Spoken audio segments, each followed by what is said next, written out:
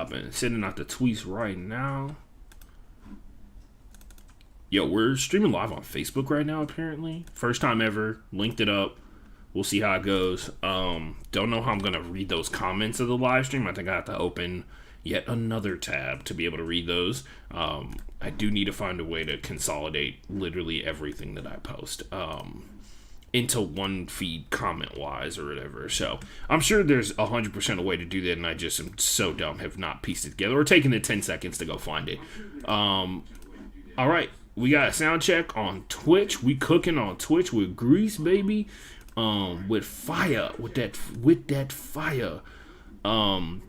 We do indeed have the speaker set up properly this week, so we don't have to worry about the situation we had last week where I couldn't tell what audio was going in and out. So that's fun for everyone. Send out all the tweets. We are not gonna play Ninja Stream right now. We are going to double check.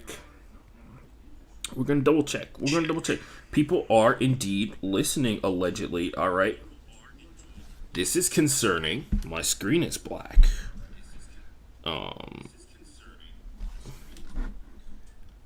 Okay. No, it's not. Not anymore. All right. That was weird. That was weird for a second. All right. Cool. GG's, everybody. We're going to toss that over there in case something goes horribly wrong. And we need to check something else real quick before we get the show started. Letting those tweets percolate a little bit. Letting them cook. Let's see.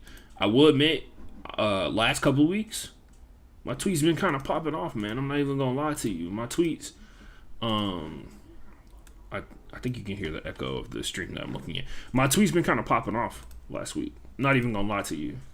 In the Twitterverse, in the challenge verse, in the pocket universe of challenge Twitter, tweets been kind of popping off, bro. You know, we're about to turn up tonight as well. So I'll be live tweeting from FB_playbook. I've decided that I'm gonna live tweet from there because it is safer for not spoiling. Because I have people who actually watch the challenge that follow me on my personal account, and I know that for a fact, but they don't watch it while it's live because they watch it streamed afterwards or whatever. So to be kinder to them, instead of like actively just being like, oh my god, I can't believe they eliminated such and such, which is, by the way, terrible tweet to write. Adds nothing to the conversation. So the challenge, man, yeah, give me the challenge. Give me the challenge ride or dies as well. Let's see what's hopping. Can I look at my own live stream from it doesn't have the challenge ride or dies as one of the. All right, so we're not going to use that one because it doesn't have it listed as like one of the better hashtags. Anyway, I think I've also been copying and pasting hashtags on Facebook, and they kill them because they allow numbers and shit like that. Anyway, posting that. Is it so I'm technically supposed to be live on Facebook right now. We'll see how that goes, because I don't think it's happening right now. I don't think it's currently happening. All right, that's weird. Yo, man, I'm not even going.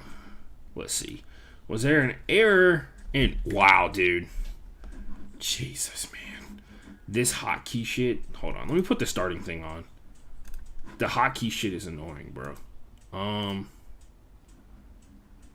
So anyway, I gave Streamlabs access to my profile on Facebook, which is probably a big mistake, but we're gonna find out.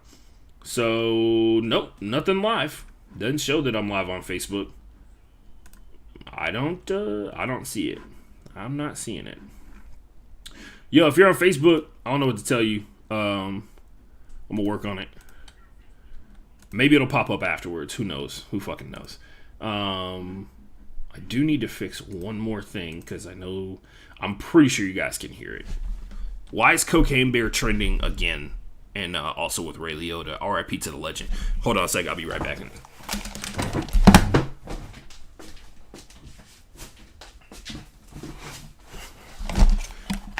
Hopefully nobody saw the short shorts that I'm wearing. I live in Houston, Texas, so yesterday it was literally 82 degrees. Anyway, super thankful that winter's not a real thing here. Wow. Interesting.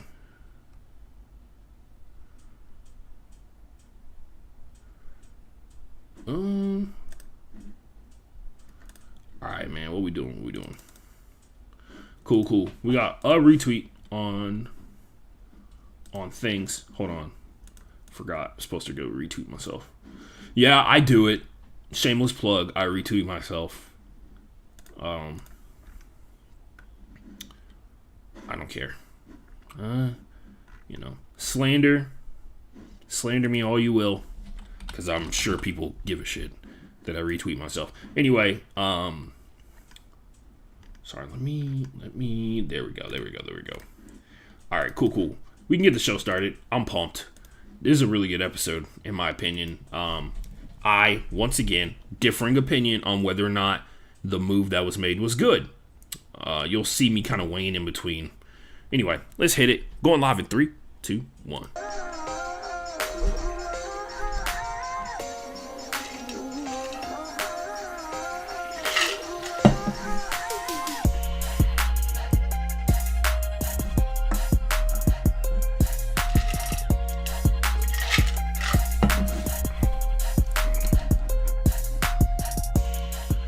What it do? This is the challenge-only episode of the Broke Boy Sports Podcast. I'm Ashton Gene Lewis, your host. One of our 3 episodes I do, it's a one-man show over here. Somebody was messaging me on Twitch about that earlier today, and I think they're just trying to get me to invest in, their services for growth and expansion or some bullshit like that. Anyway, I am on and popping. We're off and running. We are streaming on Twitch, YouTube, and Facebook, allegedly. I just checked Facebook. I don't see a stream going. Also, don't think I've ever seen a stream on Facebook that I know of where to go and find. Anyway, couple things. Don't forget, this show's usually on Monday.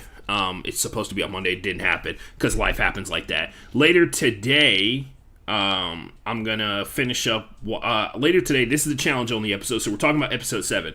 Later today, I'm gonna finish up my research, which is watching all of the NFL games from the previous week, and get started on the thing that I need to do for tomorrow, which is reviewing all of the NFL games leading into Week 12. Week 13 starts tomorrow. Crazy to think about. Week 13's already here. It's almost like every week that passes, it's fewer and fewer things to watch. Anyway, Week 13's coming up.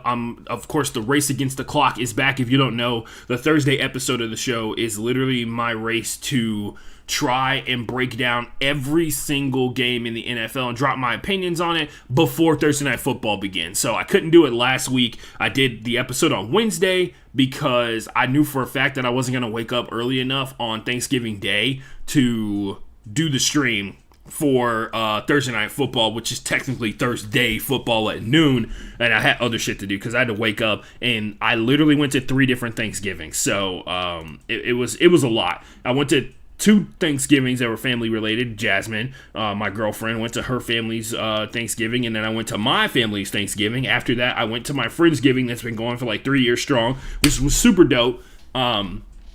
Did that all in one day. They were all in, if you know Houston, I'll tell you, one was out towards Channelview, the other one was in Missouri City, and the other one was in Humble, and they were all done in possibly the most difficult order, because you would think based off where I live, you would start with Humble, go to Channelview, then to Missouri City, and then back home, based off where I live, kind of deal. Depends on your opinion. Either way, it was an hour-plus drive to pretty much it was an hour-long drive to pretty much every single location that I went to, but it happens. It happens. That's what happens when you love people. I got to see a lot of people that I care about that I don't get to see on a regular basis, so it's pretty dope. That was my Thanksgiving from last week. Anyway, Thursday Night Football is a race against the clock. Before Thursday Night Football begins, we start talking about everything that happened the week before. And then Friday, we do just our regular variety Broke Boy Sports podcast about all things sports. So, with that being said, let's get started on things that are going down this week in the challenge. So let's take it from the top, shall we, ladies and gentlemen? The Arrival, which is the beginning of every single episode, which has been for the past couple of weeks, the crew, the cast and the crew, the competitors re-entering the house after elimination, right? And it's always customary to let the people who won the elimination walk into the house first, and then everybody celebrate again after they were victorious. So, in case you forgot who won last week's elimination, Anissa and Jordan survived the dodgeball themed episode. Oh, my bad, I almost forgot. This week's episode is called Deep Web, and that may seem like an innocuous name because later on something comes up that kind of seems like it connects to the name of the title. I went and every single one of these titles is connected to some form or some movie or whatever, right? This episode is called Deep Web, like I just mentioned, which is, when you type it in on Google, a documentary about the FBI hunting down the dude that started Silk Road. If you guys don't know what that is, and it's actually, I don't know how specific it is. They probably put this episode title just because Deep Web is a kind of a theme that runs throughout this entirety of this show. We'll talk about whether or not they did something which would be immensely clever on purpose after I finish explaining it. So the Silk Road is a dark web, or was a dark web website where people could go and buy psychedelic drugs. I listened to a whole podcast on this one time, so I'm an expert, okay? Shout out to Behind the Bastards on that one. Or was it Behind the Bastards? I think it was Behind the Bastards, or it was Kingpins, maybe. I think it was Kingpins. Anyway, guy comes up. He's a big drug guy, right? He's a drug guy in the sense that he sees and perceives that there are major benefits for people being able to use psychedelics because they helped him so much. So he utilized that information to go onto the internet to create a marketplace for people to be able to sell and buy psychedelic drugs, or just drugs in general, right? He feels like the government's control and influence over what drugs can and cannot be sold in America is misguided and heavily influenced by what people are willing to pay for it to be legal, which, to their credit, some of the shit that they give you over the counter at a pharmacy is far deadlier than some of the things like marijuana in the world that we live in as well. The fact that we live in a world where like alcohol's legal and then other things are not. You know what I mean? Like, that's a real thing. That's a real thing. I wouldn't take it to the degree of creating an internet marketplace to be able to sell psychedelic mushrooms to people, but that's just me. You know, he is a guy who's from Austin, Texas. Nelson is a centerpiece of this week's episode, and the Deep Web reference is a reference to the alliances that are shifting and being formed, right? So the whole episode, you feel like, because of the things that you see going on, you're trying to reestablish who's in what alliance with who. And none of the alliances are clear-cut, like, it's us four versus them four, it's us three versus them, it's them and them and them, right? It is, this person cut a deal with this person to be safe for like 2 weeks. This person said that they're going to take this person to the final. This other person that they are in direct opposition of has agreed to not go after that person to help us in the long run. It's always like convoluted things, right? It's never like person to person. It's never like we have a team and it's only our team that deals with each other. It is people who are in main alliances with other people making side deals with others, which of course complicates things because eventually, you know, at the heart of it all, when you make a deal like that, if you're the person who broached the idea, you lying to somebody. Because at some point, your deal, whatever deal you made, you can't hold up your end of the bargain. And to avoid having to do such a thing, you make temporary deals, right? Those are important. And remember, the conversation is only as valuable as what people are willing to do to extend and make the thing possible. So we'll talk about that later. But yeah, it was really weird because if you don't know, Nelson is essentially from Austin, Texas, where this guy is from. So he's from San Marcos, Texas, which is where Texas State is at. And Nelson historically has been a player that a lot of people question his strategy and things that he does in the game. We'll talk about that a little bit later on. But I thought it was weird that they picked this episode title to be named after a film, a movie. It's a documentary about a hunting down and trying to figure out where this guy is, who has developed this marketplace or created something new of an alliance with a group of people who are like-minded, right? Who are trying to do something that's never been done before, who are trying to break the norm, trying to take down and ignore the rules that the people in power have been setting for years and establish their own world where they make the rules, which is exactly what Nelson's trying to do, right? Trying to take out the more experienced vets that have won multiple championships so that they can so he can make a way for him to win the championship in general. And then later on, we find out Devin just wants a different champion in general because it gives him a shot to be able to win, right? He knows taking out people who are a major threat to him or who are a major threat to win a championship increases his chances every single time that he does it. So yeah, it is it's interesting. And it's also about the aftermath of like who went to jail, who didn't go to jail. Nelson's from San Marcos, Texas. The guy who founded the Silk Road is from Austin, and he got busted in Austin, Texas. And San Marcos, I think, is like 30 minutes outside of Austin. Straight up. Texas State, San Marcos, almost hand in hand with each other. Anyway, the arrival. So, the way the show is currently breaking down, there's one rookie pair left. You guys know who it is. It's Olivia and Horacio, and it seems like they have survived long enough to get to the point where the vets are no longer focused on them because they're not necessarily the number one threat to be able to win the title when it's all said and done. Most people, there are very few times where rookies come out and they just run the show, you know what I mean, from top to bottom, especially with absolutely zero veteran help. That's just unheard of. So that's not that being the case. They move on to something. They seem like they've moved on to bigger and better fish to fry. We'll also talk about how it may be because at some point they later on in the game, somebody may be banking on the ability to swap partners with someone. You know what I mean? I still think that that's coming. I still think, especially since there's like there's 9 pairs left as of right now. And I think there's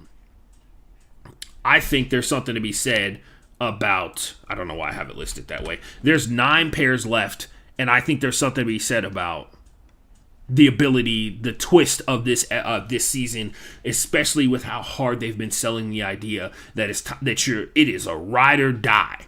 It's to test how tight your friendship is, right? It's to test whether or not you want to keep your partner. And then it also explains why some of the heavy hitters have somewhat lopsided partnerships when it's all said and done. So you have Darrell and Veronica, right? Like Darrell clearly in amazing shape, like as a competitor. You have in situations like when Laurel was in the game, you have Laurel and Jack who are best friends in real life or whatever, but Laurel would probably be better off with a more experienced partner in terms of like how to run this, in terms of like how to win and run this game. That's important. That's how that definitely opens the door to people wanting to shift from who they have next to it, especially if you think that your friendship is strong enough to survive the fact that you are going to go and be with the stronger partner. And of course, there are some people who would love to be on the same team with each other. Like Casey and Fessy tried to run a final together before. Don't know if they would be willing to eye that again with their partners who were both rookies or whatever. But, only time will tell if there even is going to be the ability to swap partners. And I think that is the go-to thing, especially since it has been a game mechanic that has been used before. It makes the most sense to use it to create as much drama as possible. When somebody gets eliminated, they get to steal somebody's partner who just so happens to be extremely close to that person, and how important that is overall. And of course, you have to wonder, are you going to work together with your new partner that you're stuck with? And then if the other factor is, once somebody jumps ship from one of the partners, that person becomes like persona non grata, right? Like, no offense to Anissa, Anissa has to be at the top of the list of partners you do not want in this game, especially after I describe what happens in the daily challenge. Anyway, they survive. Anissa and Jordan survive elimination. The alliances show themselves shifting around a little bit, and then a mastermind is revealed a little bit later on. Seemed like the end of the episode, we saw Michelle's paranoia create a second enemy for Jay and Michelle. So I'll explain it. The vets are definitely two-faced in the sense that they were whining and complaining about going into elimination and how they don't deserve it and how Jay and Michelle are the problem, which is bullshit because they're doing what they do. Laurel and Jack being the target for 2 weeks in a row, because the first week it is because they wanted to eliminate them for some mysterious reason. Some people believe it is related to Michelle's connection to Fessy. I doubt that is the case, especially since I'm pretty sure Michelle is fully aware that Fessy's been kind of like hanging out with everybody. You know what I mean? That being in the second week that they put him into elimination, that was because they missed taking them out the first week, right? And that's why. To their credit, Laurel is a person that you don't want going to the final, but you have to imagine, with Jack attached to her, maybe not necessarily the best case scenario, although you can make an argument that they were getting better throughout the course of the season. That is yet to be seen, and it won't be seen because they've been eliminated. They got to the point where Jay and Michelle were aiming to just remove people that they had pissed off, right? Not making an actual game move. Jordan gets under Jay's skin by calling them weak, and they are the direct vote into the following elimination for their second week of their elimination. Jordan gloats about surviving elimination, which I found to be really weird. Once again, this is going after people who they have made an enemy of, right? It's not making necessarily a game move. Yes, eliminating Jordan would be a huge move for Jay and Michelle in terms of their chances to be able to win, but how high were Jordan and Anissa's chances to actually win the entirety of this game, knowing that Anissa struggles in terms of the cardio factor when it comes to this, and the speed factor when it's all said and done too. Strength, she's got that for spades, especially in comparison to some of these other ladies who were in this house who are much smaller than her. Anissa has a ton of strength. She's got the right size in terms of the height, and it just comes down to her inability to run long distances and be able to do that consistently, which is the number one thing that the final is centered around, right? It is time-based more often than not, whether it be you physically racing somebody to another location or just your overall time is being tracked. Jordan gloats about surviving elimination. This is one of those weird things where they think that they're getting away with something, but when you as a fan, you sit back and you think about it for like half a second, it doesn't make any sense. Jordan gloats about surviving elimination. That ended up going exactly how Jay and Michelle wanted it to go. They went into elimination versus Laurel and Jack, the team that they didn't want in the game, right? The target that they didn't want into the game. They set them up so that they were going into elimination no matter what, because Casey, Kenny, Nani, Bananas were down there. That's two people who were going to save each other. So the only chance that they had to actually get out of elimination was to be able to pull the dagger, which, by the way, if there was ever a blueprint for a plan to utilize, it is definitely using Casey, Kenny, Nani, Bananas as tools to force somebody into elimination, because you could talk about how close you are to other people on the show, how friendly you guys are, but there is no question about what Casey and Kenny and what Casey is going to do and what Nani are going to do if they pull the safe dagger. Other people, friendships come and go, right? Banners hang forever. I'm just kidding. Friendships do come and go, but they are in love with each other, and you can use it as a weapon in the show. Obviously, it's going to piss them off. Nobody cares, right? Like, no, it's going to piss them off. They're going to be cool about it because, their argument is, you don't eliminate my girlfriend from the show because it'll make me sad. I would imagine so. Anyway, they have that going on. Like I said before, Jordan kind of gloats about going into an elimination that went exactly how Jay and Michelle wanted it to. They put them down, or they made them the straight up pick, and then Laurel and Jack had like zero chance. Laurel and Jack had a 33% chance in comparison to a 66% chance that they were not going to be able to pull the safe dagger, right? Three chances, they weren't going to be able to pull it. More than likely, it was going to go the way, especially if they didn't go first out of the people who pulled the dagger. So, that being said, not much to brag about there, unless you think that their plan was to get rid of Jordan and Anissa which it doesn't seem like it was. Laurel and Jack were the target the entirety of the week, and they put Jordan and Anissa down there, and that's what they told them in interrogation, that they needed a strong team to take out Laurel and Jack, and then they got mad about that. Anyway, Devin and Tori make the decision to not make another deal with Jay and Michelle for now, right? It seems like later on in the episode, Devin doesn't necessarily agree with Tori's perception on how, well, he doesn't agree that they shouldn't make another deal, but he definitely does some things that makes it seem like he's continuing to lean on the fact that the deal has not been discussed in terms of like, is it continuing, or he made a deal behind Tori's back, right? Tori's upset that Anissa and Jordan got thrown into the game. It kind of doesn't matter.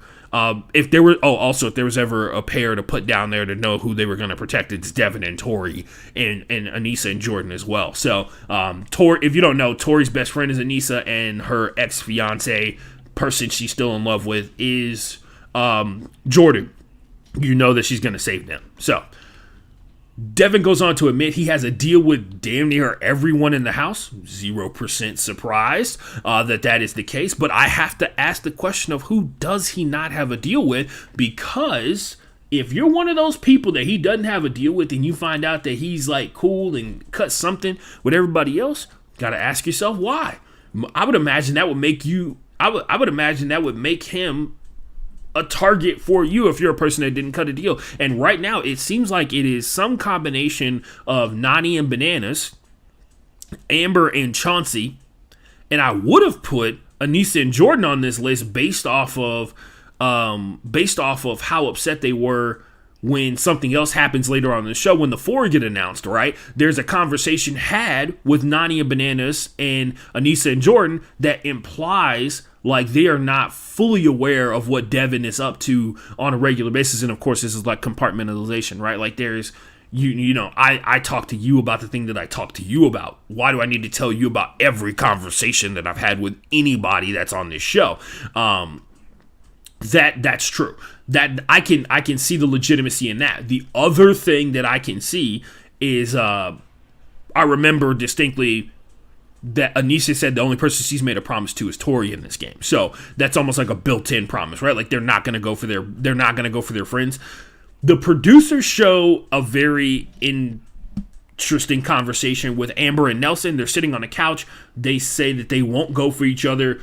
Nelson says that Nelson tells Amber that she's one of his top people, and Amber says the same thing back to Nelson. They hug it out, all that kind of stuff like that. Not that that's foreshadowing or anything. Jordan and Chauncey talk about seemingly to agree to not go for each other. Jordan, in the diary entry after this, talks about how he does not believe, how he's not necessarily going for Amber and Chauncey, but he wants to take the deal that they won't go for each other on the off chance that Amber and Chauncey get power, and for them to understand, because he gets the best of the both worlds in this situation. And it also makes you believe that the alliances are kind of shifting a little bit here, because now the outsiders are trying to blend in with some of the vets that aren't necessarily the most veteran of the vets. So we'll talk about that a little bit later. But Chauncey also agrees in their deal that he understands that Jordan is going for Jay and Michelle. One of the few very definitive, like straight ahead, straightforward, right ahead, without question, going for this person, right? There's only like two of these situations in the entirety of the game right now as to reasons to understand who they are going for. If Jordan and Anissa win, they are going for Jay and Michelle, and they are also gunning for a flurry of other people, you would imagine. Most of them probably going to be vets because they have an opportunity to eliminate, put Jay and Michelle into elimination. And even if Jay and Michelle win, they can send home a veteran pair that can try and take them out. They believe that they're a strong team. I don't necessarily agree. Anyway, Jordan gets the deal with Amber and Chauncey. And if you're Chauncey, why would you make a deal with somebody to go after one of your alliance members and be okay with it, right? Like, that doesn't necessarily make any kind of sense. Overall, it doesn't make any sense to be okay with somebody actively telling you they're going after your alliance member, unless you don't believe that person can win a daily challenge, which I honestly could definitely see why you're okay with that. There are 10 pairs left in the game.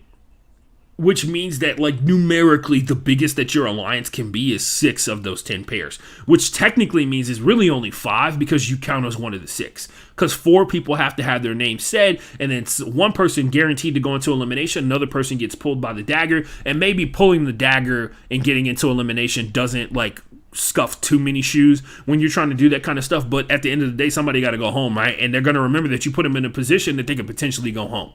That is always going to resonate with people. The alliance availability numbers are super low. Now, let's talk about the next part, the daily.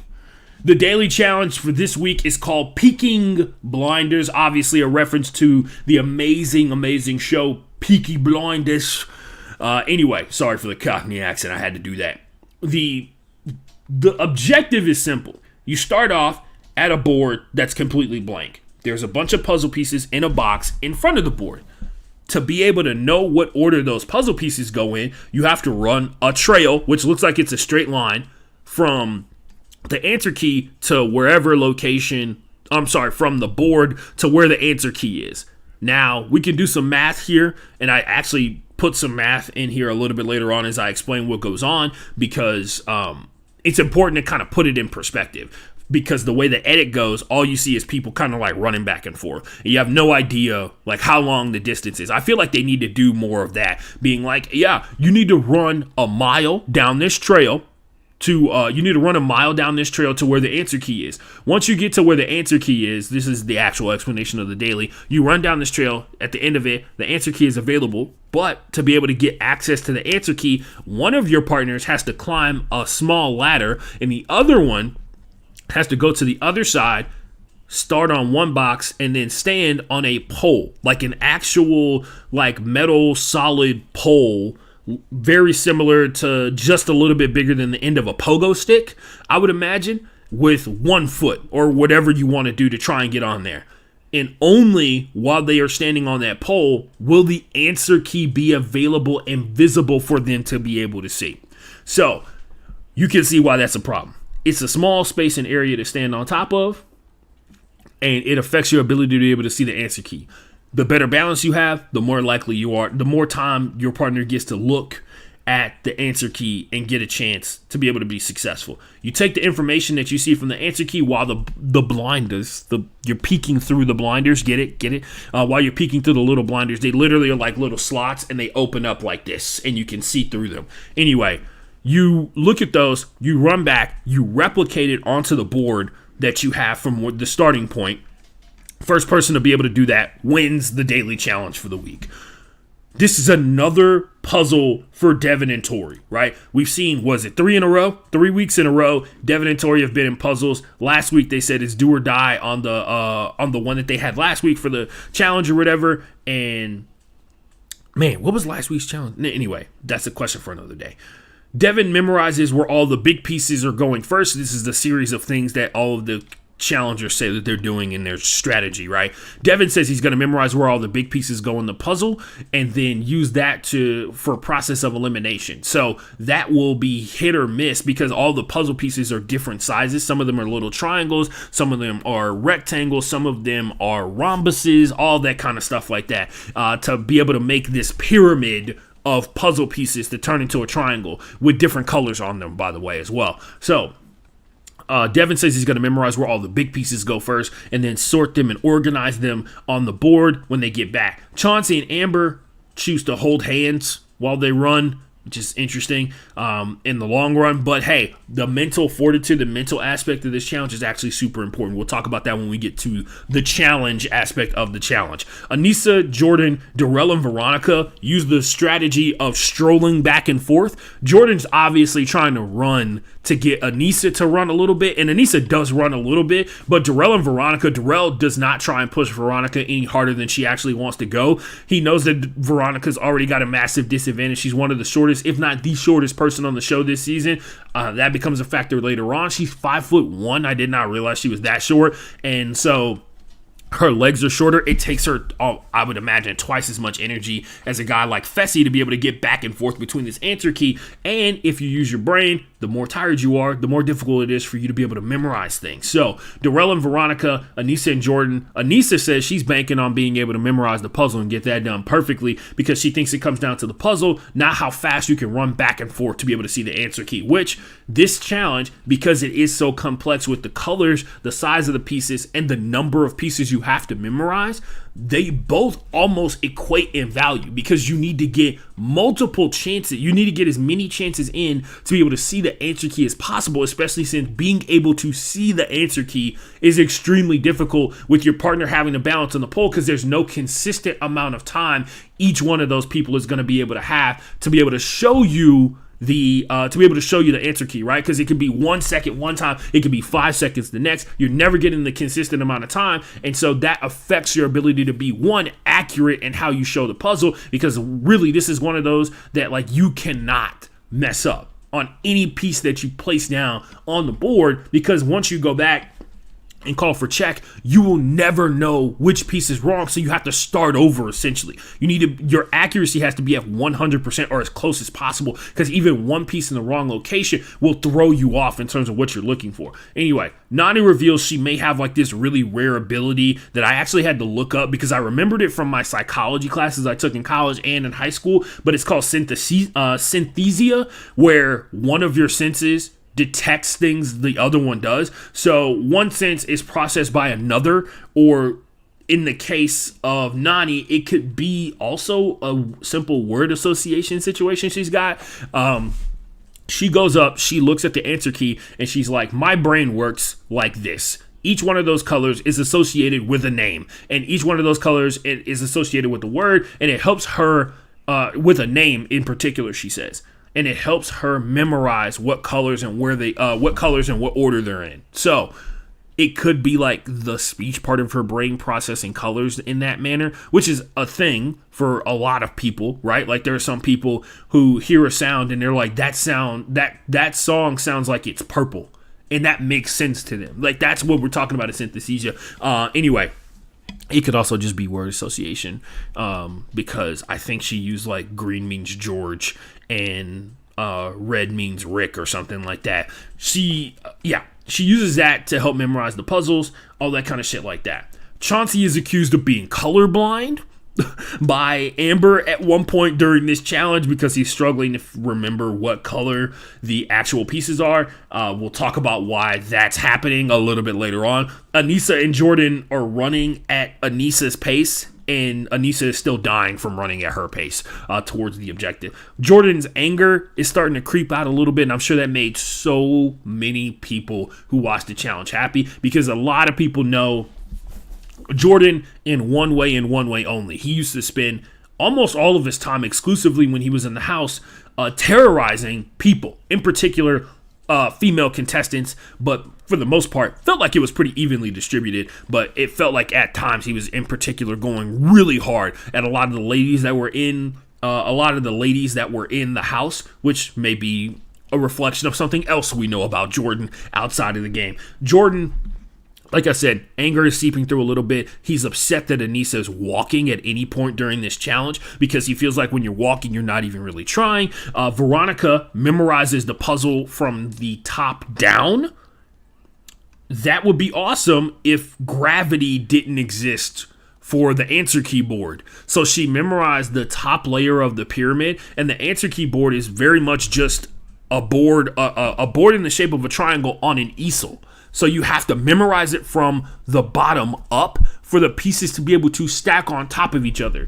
And something like, TJ was like, they spent 20 minutes and they still got nothing. And they ran back and they're like, yeah, you just got to go back. Like there's no, like he was trying to tell them like, hey, yeah, you got to go back. Also, it didn't look like she remembered the puzzle pieces and which order they were in, because she was trying to like bang them together or whatever and they didn't fit. Nuri is putting together a resume for Rookie of the Year that's pretty much unmatched. It's not as impressive because a lot of the other the true rookie pairs are out there in the wilderness having to fight off the vets on a daily basis. And because Nuri's is connected to Nelson, she is safe from pretty much every veteran on the show, new and old, that comes into the show. So she has that huge advantage going for her. While Nuri has been safe since day one, you could argue that what she has done with Nelson so far has made her easily one, if not the greatest partner all time in the history of the challenge, especially in its recent era, considering that she has broken Nelson's losing, and I say her because I mean it that way. She has broken Nelson's losing streak of daily challenges, and she's so magical that she's now got Nelson 2 wins on this singular season of the challenge. We'll talk about that a little bit later on, though. The 2 front runners throughout the course of this entire challenge look like it was Nelson and Nerys, Devin and Tori. The edit makes it seem like it came down to the final sprint to the boards, which, by the way, the pace that Nelson and Nerys were keeping seemed like it was the fastest out of all the people, which means they probably covered the most distance, which of course adds up to why they were able to come out victorious. Devin shows off some obviously increased training or obviously increased skills that he's developed in the last couple of years, because he basically looked like he looked like a better athlete than he did last season, and last season he looked like he'd improved upon himself from the previous seasons. So I did a little bit of math here, especially considering Devin. It's pretty impressive that Devin was able to pull off what he did, not only last season where he memorized that 27 character code, that 27 number code after hiking up and down a mountain. It's pretty impressive, but according to Tori, she said he was doing even better than she was. She felt like she was slowing him down. And that's hard to believe because Devin is historically considered to be one of the worst athletes on the show in terms of the guys, right? And in particular, just like the people in general on the show. He's considered to be in like below average or below the average of the athlete in the house. That's huge. That's huge that if he can keep up with that. But we'll talk about something else that happens a little bit later on. Let's go to the challenge itself. We look at the things that were the most challenging part of this daily. What made it so difficult? Why it was important? The daily is centered around memory, not just regular memorization, right? It's centered around the most difficult form of memory to obtain, and that is high heart rate memory. So what I mean by that, and this is today's science lesson, when you are running, when your heart rate spikes, your body sends oxygen-rich cells, oxygen-rich blood to your brain. That affects your memory. That is why when people are tired, they have a tough time remembering basic things. You forget things, in particular in terms of like your short-term memory, which is only supposed to last a couple of seconds if you listen to certain books or something like that, unless you make a distinct effort to make it into like semi-short memory, which lasts a couple of minutes, and even then that can fade rather quickly, right? So heart rate memory, because your heart rate is so high, it affects your literal brain in terms of its ability to function and generate and maintain memory of things that you've seen before. Endurance, because when you do the basic math on this one, so there are 6 layers to the puzzle, right? We know that you have to run back and forth to get one full trip. So you have to run to the answer key, look at the answer key, run back. If the distance, there are 6 layers, and this is a bold assumption as to what's going on here. If you run down and back, and every time you go down and back, you 100% get one of the layers, which was really difficult because each one of the layers had like 5 or 6 different pieces that were in different shapes and different colors, right? So you're running down and back you're running down and back 6 times. That is, especially if the trail is only half a mile, which may be a bold assumption, right? Like, I don't know how long the trail was, but it looked like it was a little bit longer than half a mile. If it was 1 mile, you'd be running 12 miles to be able to solve this one. If it was half a mile, you'd be running 6. And that's assuming that you got each layer every time you went down. And because there were so many pieces on each one of the layers, that's highly unlikely that you got a layer, because most people, when they were running down and back, because of the amount of time they were able to see the answer key, they couldn't get the entirety of the bottom layer or the next layer above that, right? They were, despite all that going on, solving in chunks and pieces on the layer. So most people ran probably more than likely, if it is half a mile, they ran like double-digit miles in this daily challenge. This was real endurance. This is a really good test of endurance. And the last thing that I have written on here, mental fortitude. Supporting your partner was a huge aspect of this because most of these partnerships are not comprised of two top-level athletes. A lot of these partnerships are comprised of one person that's a better athlete. Like you talk about Laurel and Jack. Both of those people are in really good shape, but Laurel is the better athlete out of the two of them, right? And so it's really frustrating when somebody's like not able to perform in those high pressure situations, which we can talk about this some other day about the difference between gym muscles and people who go to the gym and lift weights and do core and cardio and all that kind of stuff like that, and what it means to be a person who plays a sport. Because when it comes down to it, clutch, intense competition situations, there's a lot of people who are gym bodies, right? And the gym doesn't prepare you for intense game-winning type situations or the ability to push yourself so that you can go win a game. It prepares you to lift for a certain amount of time for a certain amount of reps, right? And not to say that there's anything wrong with that, because you make sure that you're healthy as an individual any given way. And obviously, who's trying to take fitness advice from a fat guy just because I work out 4 times a week?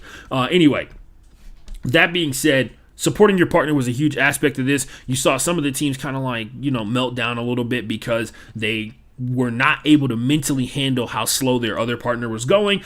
It can deviate your focus from the overall goal of memorizing the colors and shapes of things. Like we had one situation where it's hard for me to believe that it wasn't Jordan's like constantly trying to get Anissa to run faster that didn't affect. She forgot some of the puzzle pieces, and it may be because of the running, which is like a real factor. It could also be because she's listening and having to think of a response to give to Jordan to tell Jordan to slow down so that she can make it, right? Which is, even if it's incremental, is thought processing power taken away from focusing on winning the challenge. Watching other teams run past you, not knowing how close they are to finishing the puzzle is also super discouraging. And believe it or not, like that's a big factor for a lot of people. There are some people that when they feel like they are down and they are behind by a lot, they turn it up to like a whole nother level. And then there are other people when they are down by a lot or seemingly down by a lot, they give up. Right? Like that's a factor. We've seen that happen for a lot of people on the challenge in general. Now, that's what I got for this one. Let's have a little conversation here. Let's talk about like one other thing that happened. The winner was Nelson and Nerese. Nelson, and this is some stats on this one, has 10 total daily wins on his 8 seasons of the challenge. Nelson is one of the few people to ever go to a final without winning a daily challenge. If you want to go to the final, you have to win a daily. You have to have the power at some point throughout the course of the show. Of course, it's more powerful later on in the show because that means that you've lasted long enough to get power late in the show, and you can almost pick and choose who you want to eliminate, right? Your alliance has less value like later on going into the final because at the end of the day, it is somewhat of an individual competition sometimes. Nelson has 10 daily wins. That means with his 2 wins this season, 20% of his daily challenge wins have come this season with Nerese as his partner. His known alliance, as of right now, Casey and Kenny, via the fact that Fessy said early on that he's kind of riding with Casey, Kenny, Nelson, and Nerese. Fessy and Mariah, based off of the fact that Fessy says that they're in an alliance, which of course we know has drastically changed. What it means to be in an alliance with somebody has not only become different in this show in particular, but on top of that, the alliances are changing. Fessy says that he is not one to politic during one of the daytime bar scenes. Devin and Tori, because Nelson is influencing, taking information, taking thoughts, and taking ideas from Devin in terms of who goes into elimination, right? Jay and Michelle, because once again, that conversation that they had earlier in the show where Devin, Jay, and Nelson are all sitting in a circle in a triangle in a room, and they're having a conversation about who to put into elimination because they are working together. Nelson even says people are fully aware that like I'm working with Jay, and the person that he's talking to says, oh, you're working with Jay, right? Like that's a real thing. Nelson is okay with openly admitting that he is working with Jay this season to win this whole thing, right? That That pretty much sums it up for the winners category. Very, very impressive performance from Nelson so far this season. In particular, like I said, Rookie of the Year, Nerese, locking it up. Number 5 on this one. So we move on to the tough part of the show, especially since there are fewer and fewer names to say every single week. It's almost like they're eliminating people or something. The 4 names spoken. The 4 names put on the board for interrogation. Let's have a conversation. This is, in theory, the 4th week in a row that the alliance that Jay and Michelle are a part of has won the daily, or 3 weeks in a row. No, because if they're technically in an alliance with Fessy and Mariah and Nelson and Nerese and the 2 back-to-backs from from Jay and Michelle, plus the other win that Nelson has had, this game is like decisively in the control of one alliance, and is the new vets, right? There's the old vets and there's the new vets. And it doesn't seem like Bananas and Nany are a part of that veteran alliance, because they seem like they were target number 1 when Jay got into that conversation. Jay has been talking about trying to get rid of Bananas for weeks now, almost borderline a month, right? The 4, Nelson officially begins maybe what some people probably would consider the 3rd worst move of the entire season. We'll talk about it. He throws in all 3 of the heavy hitter pairs that get added into the game, right? So that would be Darrell and Veronica, Anissa and Jordan, and Bananas and Nany. All heavy hitter pairs that got added in late into the game. We need to ask ourselves, how many of these 4 people that are on this screen are a legit challenge to, 1, win the final, and then 2, win daily challenges, which helps you survive another week to win the final. Amber and Chauncey haven't even finished in seemingly the top 3 in any of the daily challenges that have gone on.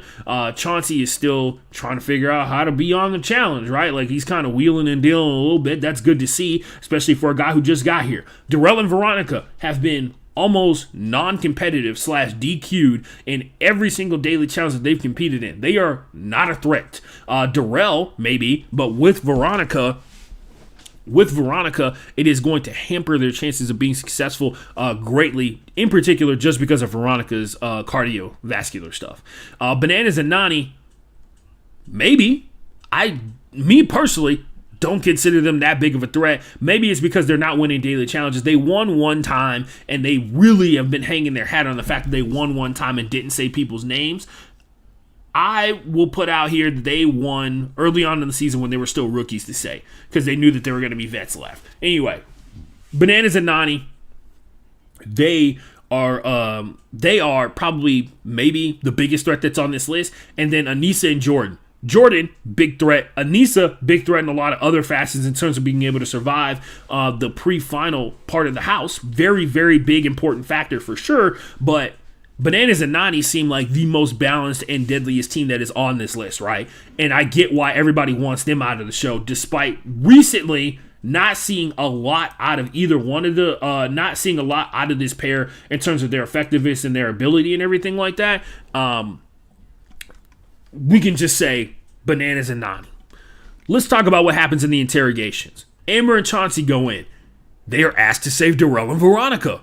Amber is upset that the person who earlier in the episode, which could have been earlier in the week, who knows when that conversation happened, basically came out and been like, we're not going to go for you. We would never do something like this to you. We would, we're going with each other. We're cool with each other and all that kind of stuff like that, in Amber's attempt to move on from her alliance with Jay and Michelle, which is another puzzle piece that falls into this one, right? Nelson says that he has a top 4 and that Amber's not in it. And so she said she can't trust Nelson anymore, a person that she had like a lot of respect for coming into the show, somebody that she felt like was going to keep her safe and that she was going to keep him safe. Seems like she is now done helping Nelson and not necessarily turned against him completely. It is going to be interesting to see what happens if Amber and Chauncey win something at one point. Obviously, they're at the top of my list of people that I want to win, because Amber has so many people who have kept her name in their mouth with no evidence whatsoever about her being this super villain that everybody wants her to be. Darrell and Veronica, they're told they're 100% not going in. And Darrell is fully aware of what the plan is to get Bananas and Nani out of the game. And in the diary entry says, oh man, Nelly T done grown up. Now he understands that he has to, play things smart. He has to play things a little bit smarter than he used to. And all he got to do is stick to the plan. Bananas and Nani. Bananas cuts off Nelson and says he doesn't care about what Nelson has to say about why their name is up on the interrogation board. Then he tries to lobby for him to not be the main vote. Too bad that's the fucking plan. Too bad that's the plan. Nani drops another empty threat that she won't forget Nelson saying her name, which, by the way, has become a classic this season from Bananas and Nani with all the times they've been put into elimination. They love throwing out threats and then coming in dead last in daily challenges and showing that they're not even close to being able to compete to win. They're getting far after winning that one daily challenge early in the season. They're veterans, plus the fact that, let's be for real, like Bananas is a multi-time champ and the all-time elimination wins leader for a reason, right? Second behind Wes. He is there for a reason. He's hard to eliminate because he's a really good competitor, and he's won a bunch of challenges because he's willing to do what it takes. Totally get why he's the threat here, right? But this season doesn't seem like it is his season because he's not been able to gather people to be in an alliance with outside of just the fact that the vets want to go for the rookies so they can last as long as possible and get as much money out of their contracts that they have. Totally understandable why you would want to do that. Totally understandable why you would sign up for that alliance as well. Bananas, even in the promo leading up to this show, talked about how he looked at the list of names and the photos of these people. He doesn't know any of them. Right? Doesn't know very many of them, right? That is a huge factor in terms of his ability to be successful because everybody knows Bananas and he don't know them, right? The enemies are all around you and you don't even know them. The faces that you don't even know can be your biggest enemy, right? Anissa and Jordan, they go into interrogation. They're told they're being thrown in because they crossed Jay. They then try to counter with Jay crossed us first, seemingly meaning that they're not in the alliance that has won the last 4 daily challenges, whatever that pseudo alliance has been with Fessy, Nelson, Jay, and Devin, which all seems very, 1, blurry, and then 2, temporary. So we'll see. We will go now to something that happened twice after not having one last week in the episode for the challenge. The turn up actually happened. So there was 2 of them. One was a daytime one where they went to a rooftop. No, it wasn't even a rooftop really, because it was like it was a second floor bar and looked like a private room. Whoever was the bartender in that situation poured them drinks to literally the brim of the glass for multiple people. So I don't know if that was iced tea or they mixed something up in there and everybody was having a good time. The thing to take away from this when it's all said and done, there was a couple of key conversations, right? But there's 2 things. There's a couple of key conversations, but in particular, we are now officially at that point in the season where the club scenes and the bar scenes look kind of suspect, look kind of whack because there's so few people in those places because they had 17 pairs or something like that. So massive number of people. Now they're down to 10. They're down to 20 people in total.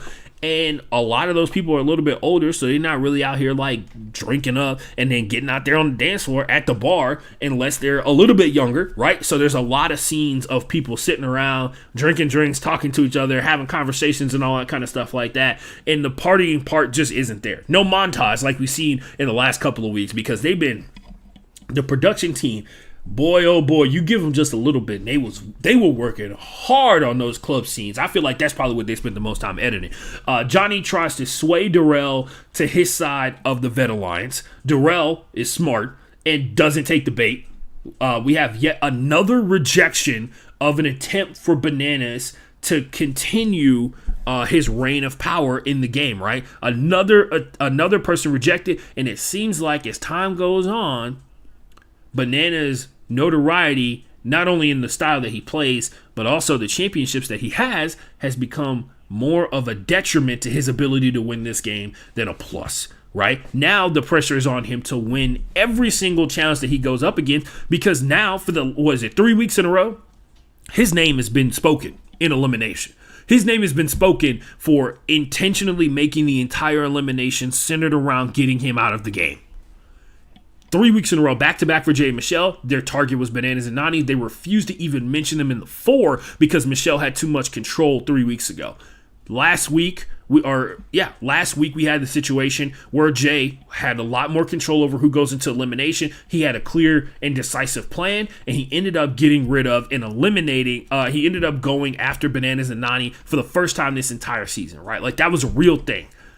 This third past week, now they're being mentioned again on the elimination. They are on the block for a multitude of reasons. One, they need them out of the game, and then 2, they don't have anybody to protect them. So they're trying to get Darrell and Veronica on their side, probably in anticipation for continuing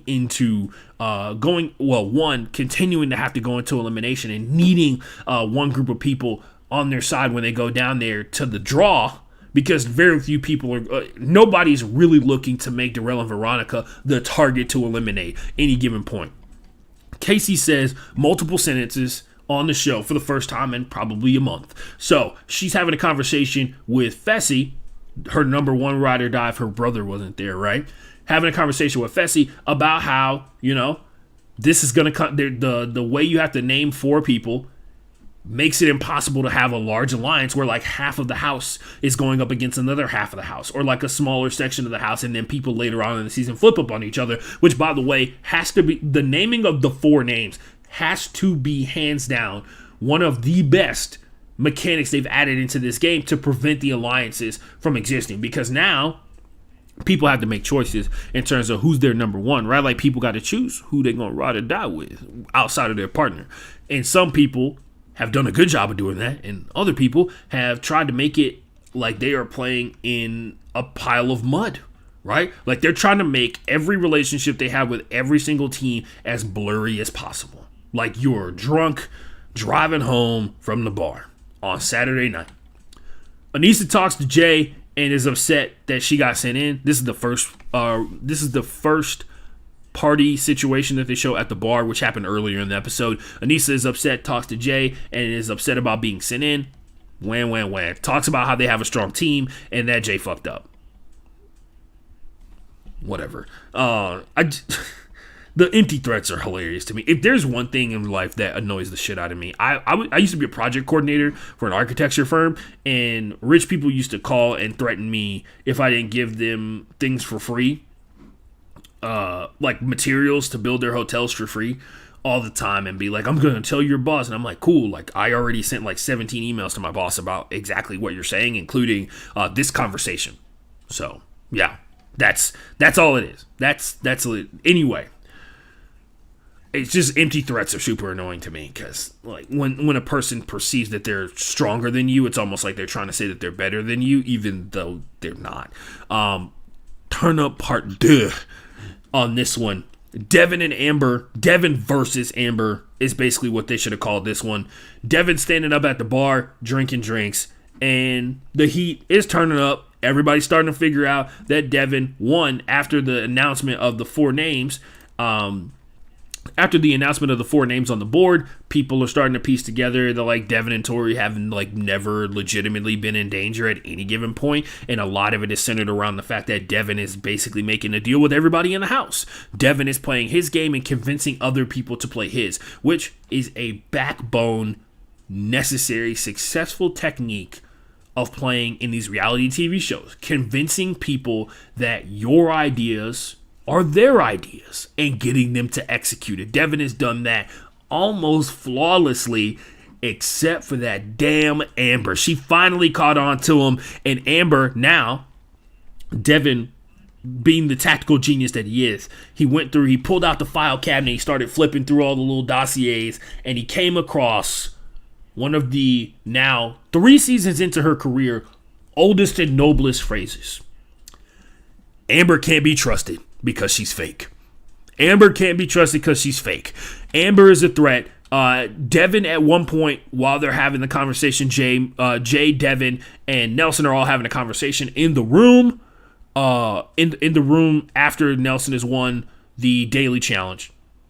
They're having a conversation. He's like, I don't trust Amber and Chauncey.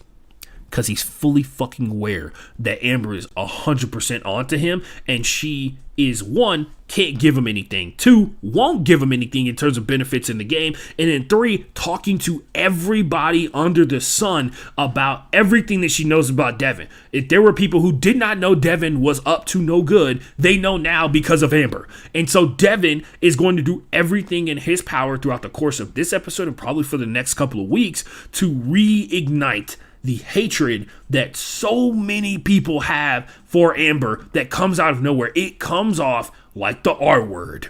And it is super annoying because people are going to be like, oh, well, you know, Devin's literally in an alliance with Nelson. And I'm like, yeah, he's in an alliance with a black person that he knows. But he obviously has no problem, like, legitimately making people question whether or not Amber is a good person, right? And this is what really kills me, because what people are asking, this is what all the vets are asking us to do as audience members. The vets are asking us to believe that the production team for the past 3 seasons has done everything in their power to hide any semblance of Amber being treacherous, being two-faced, and being dangerous to people inside the house. To make every veteran player who is a face of the franchise look insane when they say Amber is sneaky and nobody trusts her. That's what they're asking us to do, and it's, one, annoying, two, insulting to our intelligence, and then three, I don't know, part of me maybe thinks that they would do, no, they wouldn't. Anyway, yeah, it's really weird. This thing is, I mean, it's gone on for too long. It really has. It really has, man. He can, like I said, they're having a conversation. Nelson and Amber and Chauncey and Nuri's all having a conversation about things. Nelson's trying to get to the bottom of whether or not Amber and Chauncey are trying to break up the alliance that Jay and Michelle are in, which just so happens to be the alliance that Amber and Chauncey are in, which apparently, for Nelson to even ask that question means that Nelson probably didn't know that Amber and Chauncey are allegedly in the alliance that Jay and Michelle are in and thought they were on the outside, which could be Jay and Michelle manipulating Amber and Chauncey into believing that they're in an alliance with them, and then, I don't know, going into the interrogation room, contemplating whether or not to put them up on the board for the 4 because they're quote-unquote dead weight. That seems deceptive. That seems like something that a team that's trying to think ahead would do. Try to get all the alliance members that you possibly can until you get all the alliance members that you actually want. So, Devin goes full supervillain after Nelson comes up to him and tells him that Amber says that he's got deals with everybody in the house, not just Nelson and Jay and everybody who's in their little alliance, which he does. He does.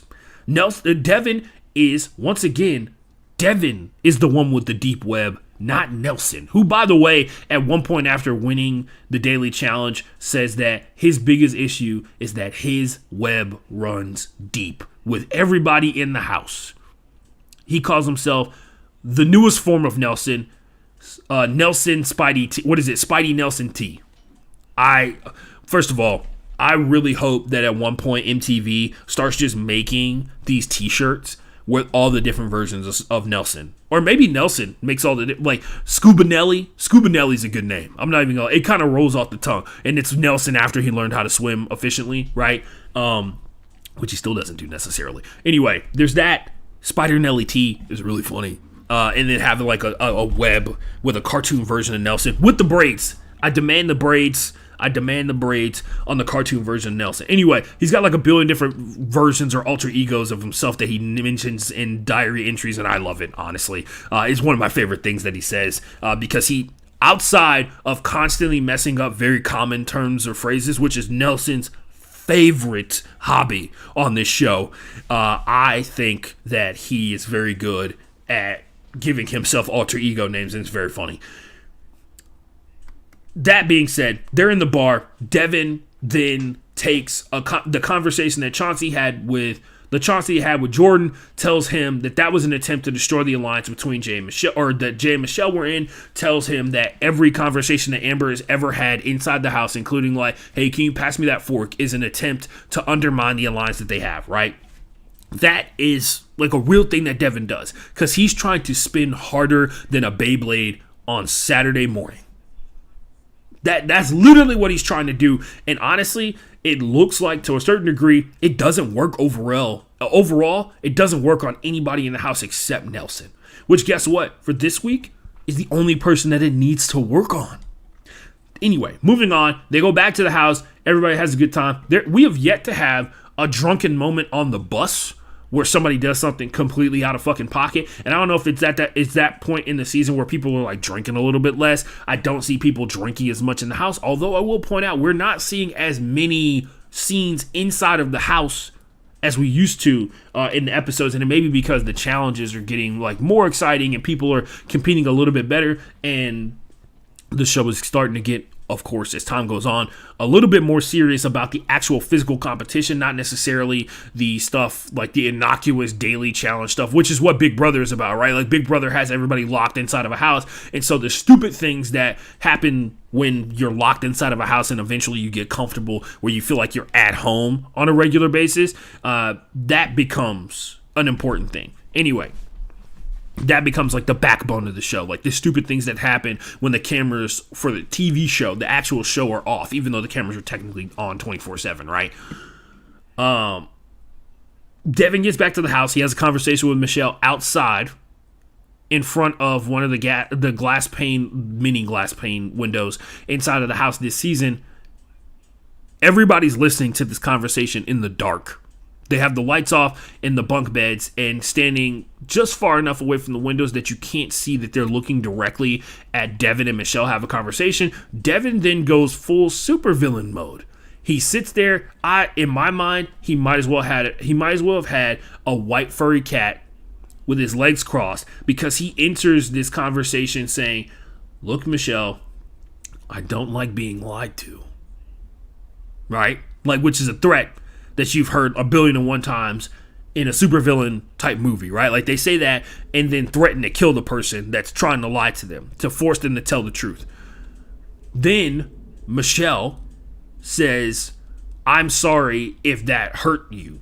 And Devin says, "Oh, don't do that, Michelle. That's a trigger for me. I'm sorry you feel that way?" ? Which is what she said to him. And it's very funny because that 100% comes off like a line the Joker would say, like Heath Ledger's Joker would say. "Oh, don't do that. Now we're not going to have a civilized conversation," which is not, it was never the intent to have a civilized conversation. This was an attempt to deflect heat onto Michelle in a very public fashion without like going into the living room and doing it, right? It blows up in his face. Everyone in the house, like I said, is listening in the dark. Bananas says that he's on the second floor in his room and he can hear Devin yelling at Michelle, like yelling back and forth at Michelle. Michelle then flips it up on him, very aware that Devin is trying to bullshit her.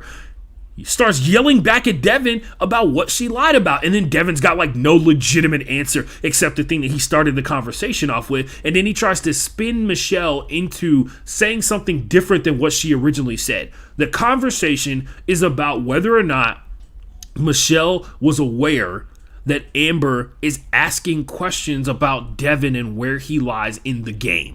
Which she is, because everyone should be asking questions about everybody, even their alliance members, in terms of like, where does this person sit right now in your opinion, constantly, right?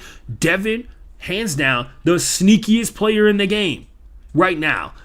And Amber, doing her due diligence, is highly suspect of him, as she should be. Devin is caught on to that, and he's trying to do everything in his power to make it seem like there are people orchestrating against him, and that everything that they're trying to go against him with are not real things, and they are happening. And it's it's what gaslighting looks like, by the way. If you ever wanted a prime example, it's like Devin admitting, "I'm doing this," and then trying to openly gaslight people to make them spiral out of control and then pin them for being insane. Look How can you be thinking logically if you're yelling at me right now, right? That's exactly what he does. Michelle doesn't fall for it. Doesn't seem like anybody really fell for it. Tori is not on board for this at all. And she doesn't like the fact that Devin is trying to mentally manipulate other people that they actually know into snapping on camera. And it almost works. They're like, we're going to talk later. Afterwards, Michelle and Devin and Jay, who, by the way, Jay is perpetuating the Amber is a sneaky snake narrative. Michelle and Jay are in the diary rooms, and they give diary entries about how they don't think they want to work together. Jay still wants to work with Devin because he knows that Devin has the ability to manipulate other people. Michelle doesn't want to work with Jay. Devin wants to keep their semi-alliance alive. I will say, if Devin had that whole blow-up situation and yelling and screaming at them and then continues to work with them, it would be ingenious because it would also make people believe there's no way that Jay and Michelle are still working together. Right? There's no way that they're still working together after he just yelled at her, knowing that we were all watching in some way, shape, or form as loud as possible. But yeah, that's what they say. Michelle says she doesn't want to work with them anymore. Jay still wants to work with them, and we've seen what happens in this situation. Usually, one of the two of them win. They cannot compromise in any way, shape, or form.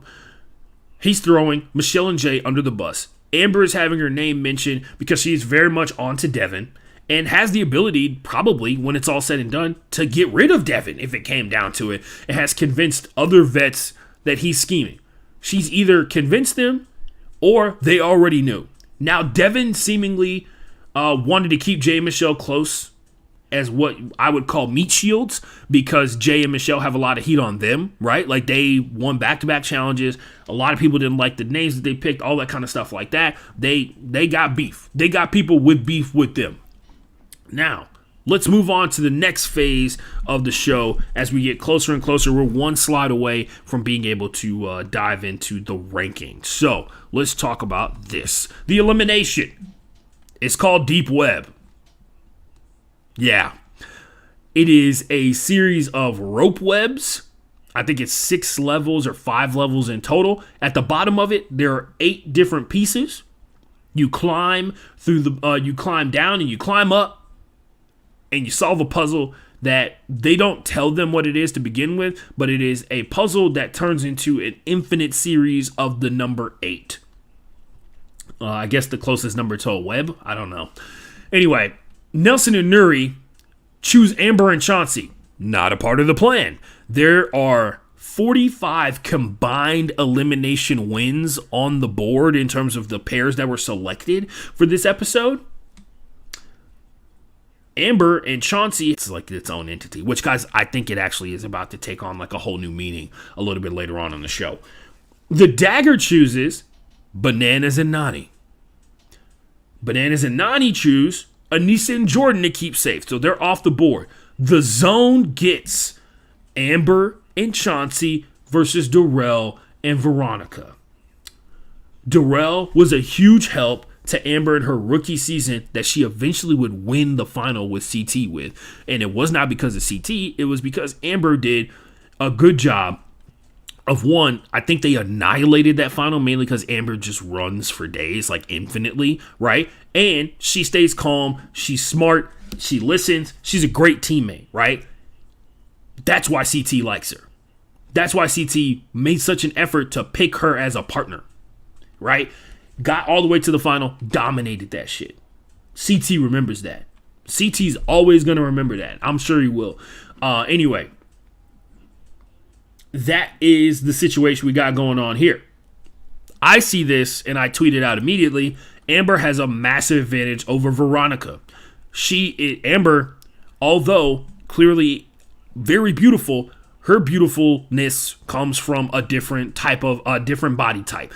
Veronica got a lot of curves, which we are all big fans of around here. All in big support. Amber, on the other hand, very beautiful, amazing hair, beautiful face, clearly amazing body.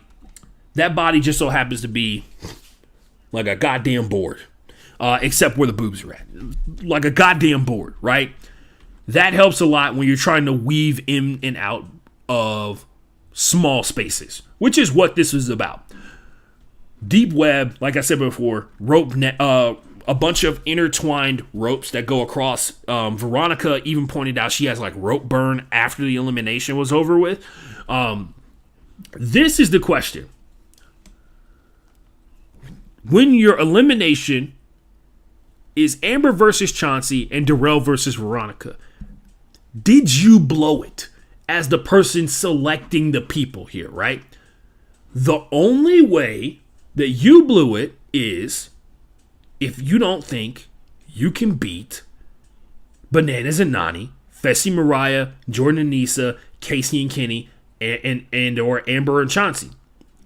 Going for Bananas was definitely someone's plan. That plan was not Nelson's. Nelson said he didn't give a shit about Bananas.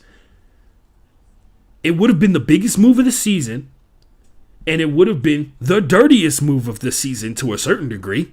And it would have put a lot of heat on a guy in a partnership in Nelson and Nuri that you could argue is a front runner in this season so far. There is not one moment where you felt like Nelson and Nurys were completely overwhelmed in a challenge. They look like they could win this, regardless of who is in the final. Nuri is proving that she might be the best competitor and athlete on the ladies' side, and her brain plus Nelson's experience and connections makes them one of the best pairs in this entire game. So why would you need to eliminate Bananas and Nany when you perceive yourself, justifiably so, as the top dog? Why would you care who's behind you? Yes, it would increase your chances of being successful if you eliminate all your competition, but what's more valuable? Eliminating competition or surviving having power by getting rid of people who you know have no connection in the house, who are not a threat to you winning a championship, right? Surviving another week without gaining more people against you. You can make an argument the only people against Nelson right now may be Bananas and Nany and Amber and Chauncey. That's it. That's it. Why would you mess that up by adding more? Because if you miss with Bananas, well, a person who's already who already has beef with you is going to continue to have more beef with you. But that person can have beef with you and not go for you because just because their name got said in the 4, if they got put into elimination, that's two totally different things, right? Now, trying to eliminate Bananas, which is something that somebody else tried to do, Jay and Michelle tried to do, and I would imagine that Bananas has far more hate for Jay based off the fact that he said he wanted to vomit into Jay's face when he was talking to him in interrogation. Anyway, there's no reason to go for the big dogs when you're the big dog. The elimination happens, and just like we all predicted, Veronica got that thing on her at all times. And she's also 5'1". I looked it up. It's crazy. She's 5'1". She does not look that short, but she is. The gap between one layer of rope ladder and another layer of rope ladder is taller than her, so she actually has to pull herself up. And it's more difficult because she has less of her hands to go through the net, the rope ladder or the rope net that is above her, right? Like only her fingertips can reach, which is far more difficult to do than if your whole arm can reach through and then you get the chance to pull yourself up. That's a factor. It fucking sucks. It sucks for her. Wow. Mexico's up 2-0 versus Saudi Arabia. I gotta watch the game. Anyway, it's only like 17 minutes in. What the hell?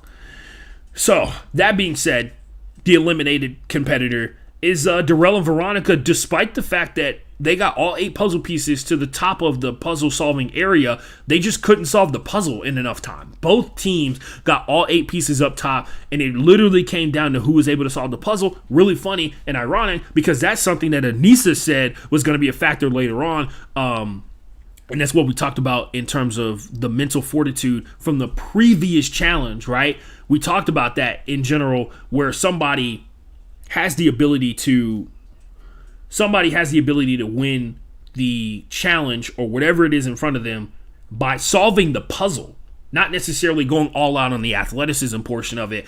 And it just so happened to be correct in this situation. And also not giving up, the mental fortitude to not give up when you see that somebody's ahead in the athletic portion, knowing that the challenge portion comes up a little bit later. Anyway, Amber and Chauncey eventually win, and it took a good chunk of time for them to be able to win, according to Olivia, in a very funny situation in a diary entry room, because she just kept talking about how they were waiting and waiting, and still waiting. Still waiting. Eventually they solve it, and we move on with our lives. So, let's talk about some rankings. This is last week's rankings. It was Fessy, Mariah, Nelson and Nuri, Casey and Kenny, Horacio and Olivia, Jay and Michelle, Anissa and Jordan, Bananas and Nani, Devin and Tori, Amber, Chauncey, and Darrell and Veronica. This week's Fessy and Mariah stay at the top because it seems like even when they don't win, they have so many people who are on their side, their name isn't even considered. They haven't even brought their name up in terms of interrogation at any point throughout the last 4 weeks. Nelson and Nuri, 2 wins relatively close to each other without being back-to-back. Takes a lot of heat off of them. And Nelson has also done a pretty good job of, when he goes into having power, not picking on or not putting in people who he does, people who have power, and then 2, people who can come back and bite him in the ass.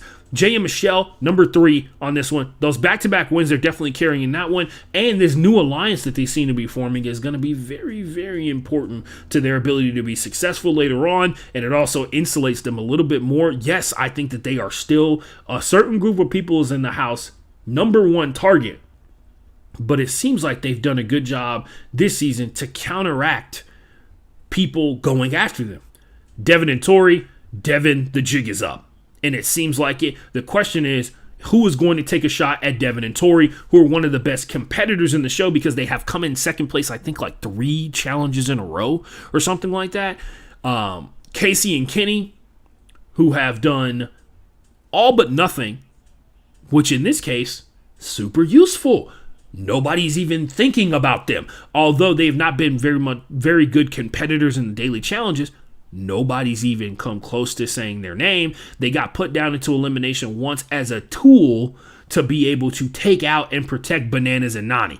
Horacio and Olivia, possibly rookies of the year because they made it this far. Only competition for them is Nuri. Obviously, both of these people, they want to come back later on in other seasons. Horacio and Olivia, very, very interesting to see how successful they've been. I dropped them down a little bit more because, one, they've fallen off people's radar, and they subsequently, although they came in second place last week, have not won a challenge in a while. So we'll see. I think in a couple of episodes here, they are on the hot seat yet again. Anissa and Jordan, they've had their names said way too many times, and the alliance that they are a part of is still murky in terms of its existence. They are focused on getting their revenge on Jay and Michelle, which could set them up to get blindsided by Devin a little bit later on. Amber and Chauncey, they don't have an alliance anymore. It doesn't seem like it, or they don't have enough of a connection with a group to be considered in an alliance, and their name has been said, and they're probably going to keep saying their names because now they're the go-to names to put out there. And I put Bananas and Nani because the last 4 weeks have made it very clear that there's a large portion of the house that has them as their number 1 target to eliminate. Number 1. Nobody's got enough courage and gumption to go after them, but nonetheless, they've had their name said, and they've lucked out of elimination by pulling the safe dagger twice in a row now. It can only last for so long. And on that note, ladies and gentlemen, I've been rambling into this microphone for far too long. The next time you hear me do it, it'll be Thursday, November 31st. And it'll be before Thursday Night Football kicks off.